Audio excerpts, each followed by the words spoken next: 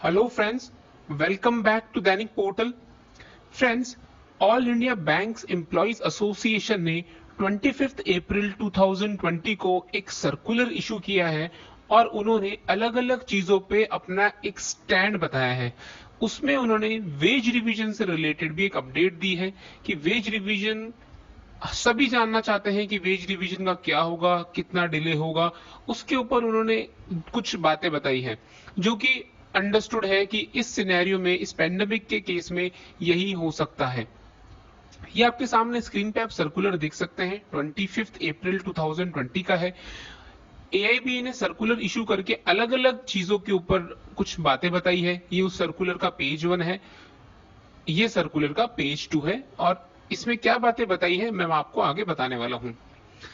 जो पॉइंट्स इन्होंने कवर करे हैं, सबसे पहले जो यूनियंस अलग अलग तरह के रिलीफ मेजर्स ले कर रही है पुअर्स के लिए, जो भी अनऑर्गेनाइज सेक्टर्स के वर्कर हैं उनके लिए, उस तरह की चीजें इन्होंने बताई है। साथ ही वेज रिवीजन के ऊपर अपना एक अपडेट दिया है। कोरोना रिलेटेड जो बैंकर्स को प्रॉब्लम हो रही है बैंक जाने में और भी दूसरे इश्यूज, उससे रिलेटेड कुछ बातें कही है। और मर्जर ऑफ बैंक्स जो 1 अप्रैल 2020 से लागू हो गए हैं, बैंक्स मर्ज कर दिए गए हैं, उसके रिलेटेड भी इन्होंने अपना एक स्टैंड क्लियर किया है। सबसे पहले ये जो फर्स्ट जो स्टार्टिंग है सर्कुलर का, उसमें इन्होंने यही बातें बताई है कि कोरोना लॉकडाउन से जिन लोगों को काफी प्रॉब्लम हो रही है, उसके अंदर भी all India bank employees association कई तरह के रिलीफ मेजर्स कर रही है। इससे रिलेटेड इन्होंने कुछ बातें बताई हैं जो कि आप इसको वीडियो पॉज करके इसको रीड कर सकते हैं। जो ज्यादा इंपॉर्टेंट बात है वो वेज रिवीजन की टॉक्स, उसके ऊपर इन्होंने क्या कहा है। इन्होंने कहा है कि इनके पास में काफी मेल्स आ रहे हैं इसी चीज से रिलेटेड कि भाई 11th बाइपर्टाइट सेटलमेंट जो पेंडिंग है उसके बारे में इंक्वायरी हो रही है कि कब तक ये होगा, कब नेगोशिएशन स्टार्ट होंगे।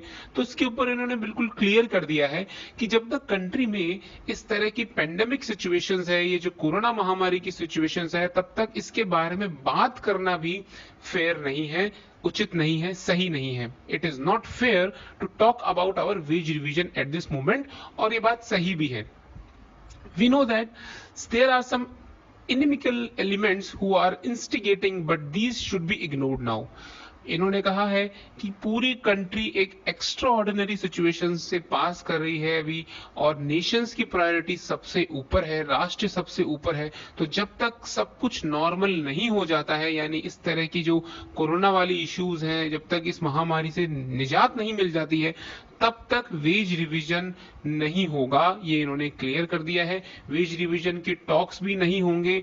बात यह है कि मीटिंग्स तो वीडियो कॉन्फ्रेंसिंग के थ्रू भी की जा सकती है, लेकिन इन्होंने क्लियर कर दिया है कि इस तरह की बात करना ही, अभी मीटिंग करना ही सही नहीं है, क्योंकि राष्ट्र सबसे ऊपर है। जब तक कोरोना वाली प्रॉब्लम रिजॉल्व नहीं हो जाती, तब तक वेज रिवीजन स्टार्ट नहीं होगा।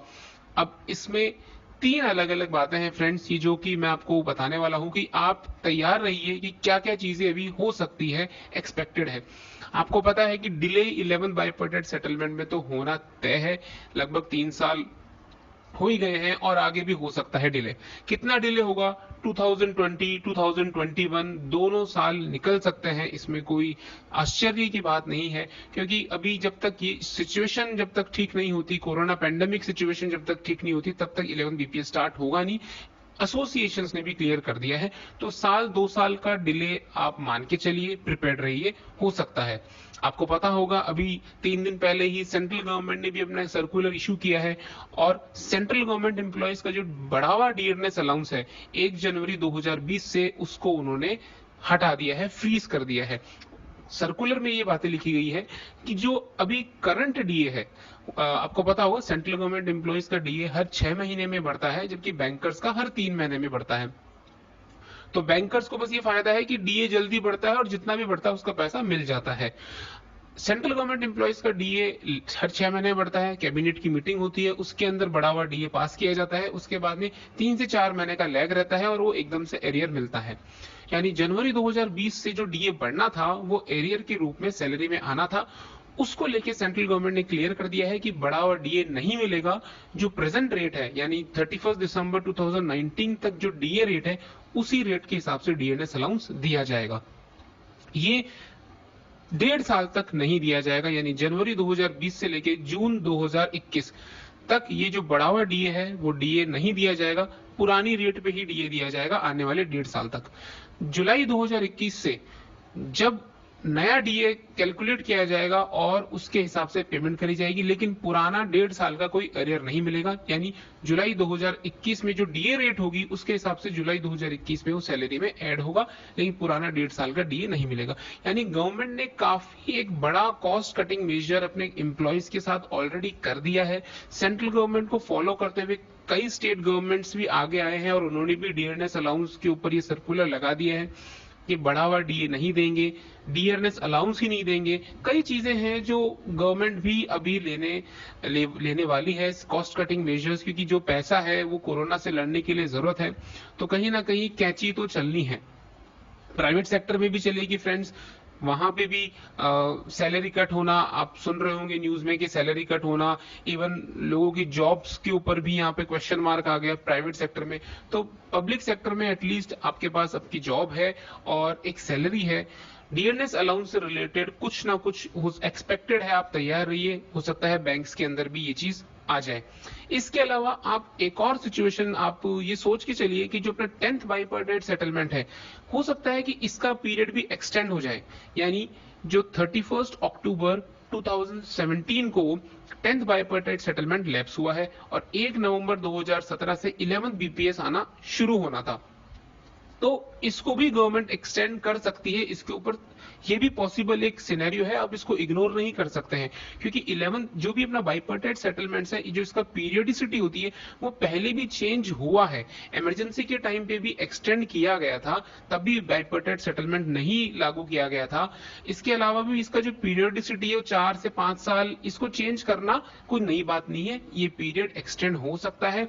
हो सकता है कि 10th बीपीएस का पीरियड जो 5 साल है उसको बढ़ा के 6 साल या 7 साल कर दिया जाए। यानी जो 1 नवंबर 2017 से अपन ये मान के चल रहे हैं कि 11 बीपीएस लगेगा, वो जब भी लगेगा, लेकिन हो सकता है पुराने पीरियड का एरियर ना मिले।